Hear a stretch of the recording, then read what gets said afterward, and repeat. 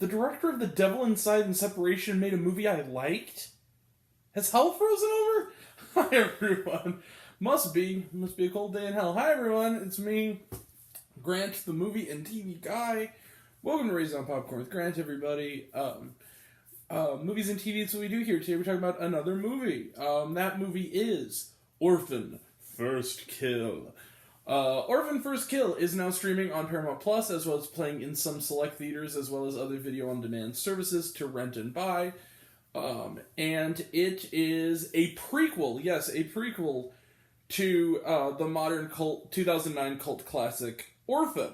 So what is this film about, and who else is involved? Well, Orphan is directed by Orphan First Kill, rather, is directed by William Brent Bell, whose track record has not been great. He previously did The Devil Inside, The Boy, which was okay. I have to be honest, that one's perfectly fine. The Boy 2, which sucked. Devil Inside, which I had no ending, and then Separation, which is my favorite bad horror movie of recent years. So, that of course has a now classic line in the sort of lore of Raising on Popcorn with Grant / Grant the Movie and TV Guy, which is, when he took his ayahuasca trip, I said, "This is so much like Insidious that I wanted the old psychic woman played by Lynn Shay to walk out of the dark, bitch slap him and tell him he's wrong." Which is a line I've gotten some compliments for. So, could he possibly make a good movie? Well, let's find out. So, Orphan First Kill is a prequel. Isabelle Fuhrman, who is 25, once again plays Lena, aka Esther. Now, real quick, spoiler alert for the first Orphan, which is 13 years old. But I don't want to spoil that twist for you. So, in order to describe this movie at all, I have to reveal the twist of Orphan. So, and it's a great twist.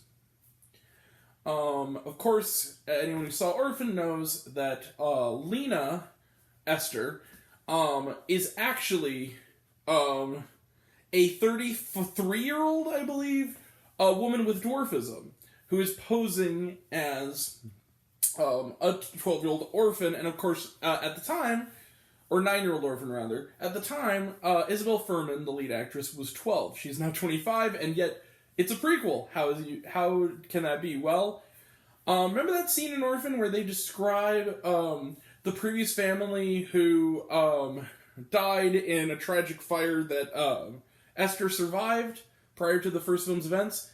That is what this story is about. Esther escapes from a Estonian mental institute and soon finds herself adopted by a yuppie couple, the mother of whom is played by Julia Stiles. Really nice seeing her again. And essentially, slowly but surely, they realize there's something wrong with their dear, sweet, missing daughter. She's posing as their missing daughter. And they soon begin to realize something is a little off about Esther, and soon the blood starts spilling, and another twist might be on the horizon. Let the origins of evil begin. So, that's a lot. Orphan First Kill, and I'm just going to say this right now. I loved 2009's Orphan. I thought it was wicked, I thought it was funny, I thought it was campy, I thought it was creepy. I thought that it was, in every way, what the movie it wanted to be. Lock, stock, and barrel. It had no pretensions. It was completely bonkers in the exact way it wanted to be. And I saw it when I was a teenager in movie theaters, and I thought it was the coolest movie. Because I wasn't old enough to see RE movies, I had to take my mother. She did not feel the same. But I loved Orphan. I thought it was brilliant. And I never saw that twist coming. So, color me surprised when I heard that they were making a prequel, much less a prequel with the same lead actress and a director that's work I have either utterly loathed or laughed at because it's so bad. I fucking loved Orphan First Kill as much, if not more, than Orphan. No joke. I loved this movie, and what I loved about this movie is it's just like the first one in the sense that it is campy as hell. It knows exactly what it's doing, and yet it also, like Orphan 1, has a twist that is great, and that you don't really see coming. It's not quite as game-changing as the one in the first one, but it's still really good, and it happens about the midpoint, similar to the first one, and it changes the scenario completely, and I loved Julia Stiles in this. It's great seeing her again. The last movie I saw her in was Hustlers, and at that time I mentioned that it's been a while since I've seen Julia Stiles. I love Julia Stiles. It was wonderful to see her. She was having a blast. Everyone here, Isabelle Fuhrman. Let's talk about Isabelle Fuhrman for a second. Now, not only is she reprising a role in this, she was a driving force behind getting this film made. Apparently, she is a producer on this movie. She conceived of the idea, I believe, and she pitched it to Paramount, who also, I believe, did the first movie. And essentially what she said was, she wasn't going to play the part, she was going to get a younger actress, but she was going to have a cameo as like a minor character to sort of basically show goodwill to the new actress playing Esther. And Paramount, I think, said something along the lines of, that's great, but maybe you could still play Esther? And they figured out this system. Now, the seams are sometimes visible, but they used a lot of, like, forced perspective. Apparently, some of the actors who were around the same height as Isabelle Fuhrman, which I believe is, like, 5'3", had, like, sort of elevated shoes on.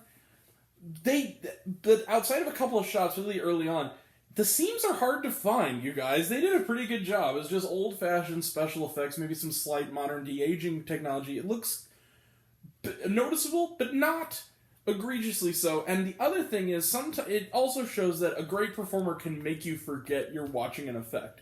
Isabelle Fuhrman is so good as this character. She's creepy, she's funny, she has just this fire in her eyes, this terror, this terrifying creepiness that all good former, evil child characters have.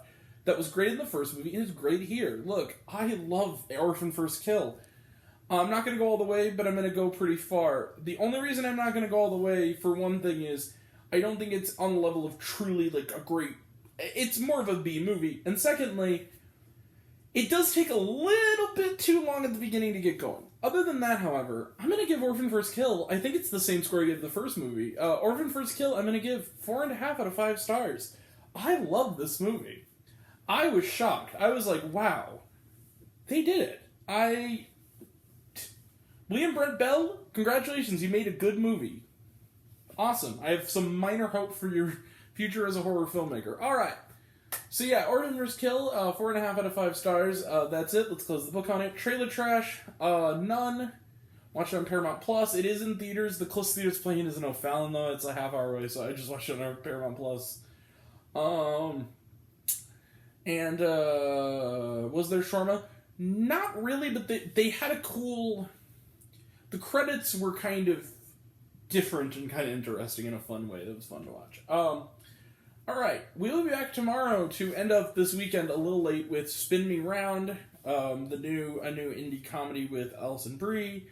Next week, we will have even more reviews to end off kind of the summer movie season, including 3,000 Years of Longing, the new George Miller Genie movie. On Thursday, we will also see, via the A24 Screening Room, thanks A24 Screening Room, the new comedy Funny Pages, directed by Owen Klein, son of Kevin Klein and Phoebe Cates.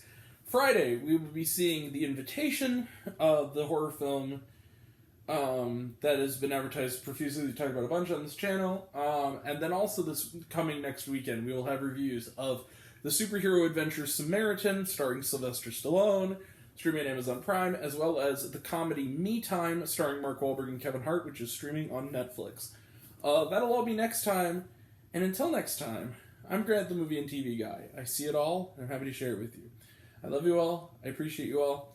I love you all. Class dismissed. I love you 3,000. Class dismissed. I love you 3,000. Be kind to one another. If you like this video, give it a like if you want to. Give it a subscribe if you want to. Give it the bell. I don't know what it does. That's what you're supposed to do. Leave a comment. A lot of you guys have been leaving comments. Very nice comments. And thank you guys. It really makes me feel good. You guys are great. You're the best viewers a guy could have. And y'all are too much. I love that you want to keep watching. I think that's great. And the best is yet to come. Alright. So that's just going to get sappy there for a second. Alright. If you want to find me elsewhere, reviews, lists, and other fun stuff, you can check me out on letterboxd.com at Raisin Popcorn with Grant. Facebook, Raisin Popcorn with Grant. You can also check me out on, check out my podcast, rather, Raisin Popcorn with Grant, the podcast, on Spotify and Anchor. Some of you already have, but even if you haven't, take care of yourself, take care of your mental health. It's incredibly important. And I want to know down below, what did you think of Orphan First Kill? Did you like the movie? Did you hate the movie? Think my opinion's good? Think I'm full of shit? Comment below, let me know. And until we meet again, we were all raised on popcorn. Make mine with extra butter. I'll catch you guys next time. Take care. See you around. See you soon.